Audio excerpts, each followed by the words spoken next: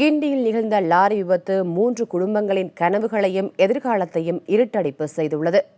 விபத்துக்கு 1000 காரணங்களை கூறினாலும் இழப்பு ஈடு செய்ய முடியாதது.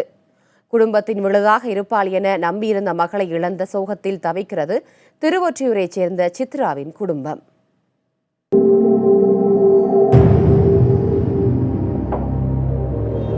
கல்லூரிக்கு சென்ற பெண் வீடு திரும்புவார் என எதிர்பார்த்திருந்த சித்ராவின் பெற்றோருக்கு அவர் விபத்தில் உயிரிழந்து விட்டார் என்ற செய்தி மட்டுமே கிடைத்தது. TNPSC தேர்வு எழுதி அரசு பணியில் சேர வேண்டும் என்பது சித்ராவின் கனவு.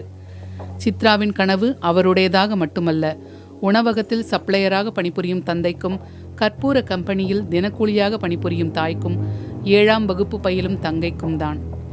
தனது குடும்பத்தின் எதிர்காலத்தை எண்ணி கல்லூரிக்கு சென்று வர ஒவ்வொரு நாளும் 50 கிலோமீட்டர் பயணித்திருக்கிறார் சித்ரா.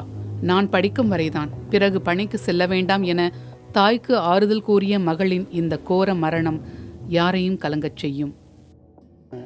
கூலி வேலை செஞ்சு குழந்தைய ஃபர்ஸ்ட் ஸ்டாண்டர்ட்லேருந்து டிகிரி வரைக்கும் படிக்க வச்சு, அவங்கள ஒரு டிகிரி படிக்க வச்சு நல்லபடியாக ஒரு வேலை செஞ்சானா நம்முடைய வாழ்க்கை தரத்தை உயர்த்தோன்னு நன்றி இருந்த நேரத்தில் இது மாதிரி காலைல ஸ்கூல் போன காலேஜ் போன குழந்தை இது மாதிரி உடல் தராங்கன்னா அந்த பெற்றோருடைய எப்படி இருக்கும்? ஒவ்வொரு பெற்றோரும் தான். செல்லம்மாள் கல்லூரியில், மாலை கல்லூரியில் BCom இறுதியாண்டு பயின்று வந்த சித்ரா கடந்த விஜயதசமி அன்றுதான் ஷார்ட் அண்ட் வகுப்பில் சேர்ந்துள்ளார். அமைதியான சிரிப்புடன் வலம் வரும் சித்ராவின் இழப்பு ஈடு செய்ய முடியாதது என்கின்றனர் உடன் பயின்ற மாணவிகள். கிளாஸ்லயே ரொம்ப அமைதியா இருப்பா, எது சொன்னாலும் சிரிச்சுட்டே இருப்பா, நல்லா படிப்பா, ரொம்ப அமைதியான பொண்ணு. கிளாஸ்லயே அவளை மாதிரி யாருமே கிடையாது. நாங்க அவளை ரொம்ப மிஸ் பண்றோம். அவ இல்லாம இப்ப எப்படி கிளாஸ்க்கு போறதுன்னே தெரியல. எங்களுக்கு ரொம்ப கஷ்டமா இருக்கு. ரொம்ப அமைதியான பொண்ணு, அவளை மாதிரி யாருமே பார்க்கவே முடியாது. எது சொன்னாலும் சரி சிரிச்சுட்டே தான் இருப்பா எப்பயுமே.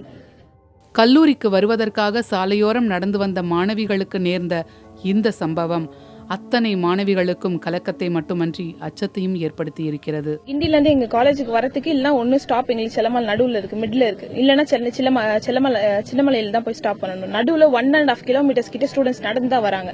நேரோ பாத்து இத்தனைக்கும் குட்டியான பாதை தான். அந்த பாதையில 145க்கு டே காலேஜ் ரிலீஸ் ஆவாங்க, 145க்கு நாங்க ஈவினிங் காலேஜும் உள்ள போனோம். 2 பேரும் மொத்தமா கிட்டத்தட்ட ஒரு 2500 பேரு கிட்ட நாங்க அந்த குட்டி ரோட்ல நடந்து வரணும். எப்படி இத்தனைக்கும் அந்த பொண்ணுங்க நல்லா ஓரமா தான் நடந்து வந்துட்டு இருக்காங்க. ஆக்சிடென்ட் எதிர்ச்சியா நடந்திருக்கு.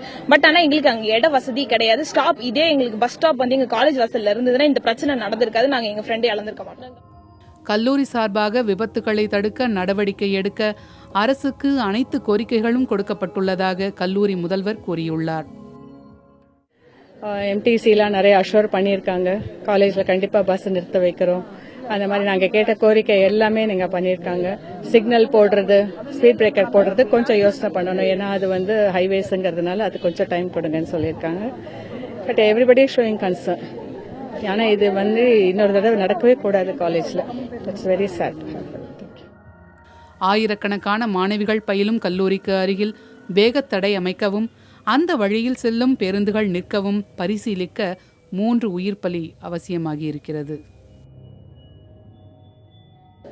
விபத்து என மிக சாதாரணமாக நாம் கடந்து சென்று விடுகிறோம். ஆனால் அந்த விபத்தில் ஏற்படும் உயிர் பலியின் பின்னால் ஒரு குடும்பத்தின் எதிர்காலம் இருண்டு விடுகிறது.